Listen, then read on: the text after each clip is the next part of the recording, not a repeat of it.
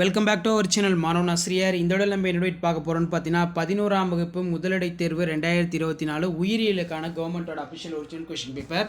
So 11th post மிட்டமுக்கான biology Tamil medium question paper தான் இது.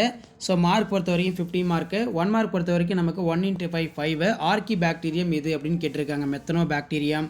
ஸோ அதே மாதிரி கீழே வந்து பார்த்தீங்கன்னா ஒரு மதிப்பெண் வினாக்கள் எல்லாம் கேட்டிருக்காங்க.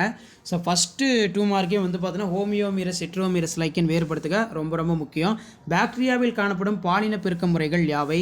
ஒற்றை கேமிட் உயிரி வாழ்க்கை சூழலை இரட்டை கேமிட் வாழ்க்கை சூழலிருந்து வேறுபடுத்துக. இலை தொழில் தண்டு என்றால் என்ன?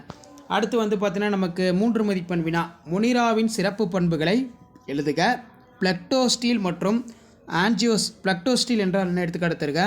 ஆன்ஜியோஸ்போம் மற்றும் ஜிம்னோஸ்போம் வேறுபடுத்துக.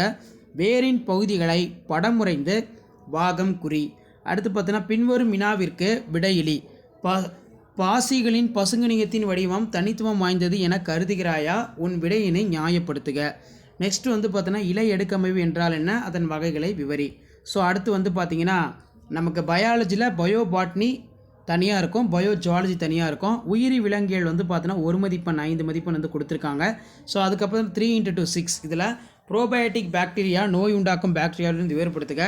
உயிரியல் பூங்கா வனவிலங்கு சரலாரையும் வேறுபடுத்துக. ட்ரைகோபோர் லார்வா எக்தொகுதியில் காணப்படுகிறது. திசு என்றால் என்ன? அடுத்து பார்த்தீங்கன்னா 3x3 9 வெள்ளை கொழுப்பு பழுப்பு கொழுப்பு வேறுபடுத்துக. குருத்தெலும்பு மீன்களை தாடைகளற்ற மீன்களிலிருந்து வேறுபடுத்த உதவும் சிறப்பு பண்புகள் யாவை?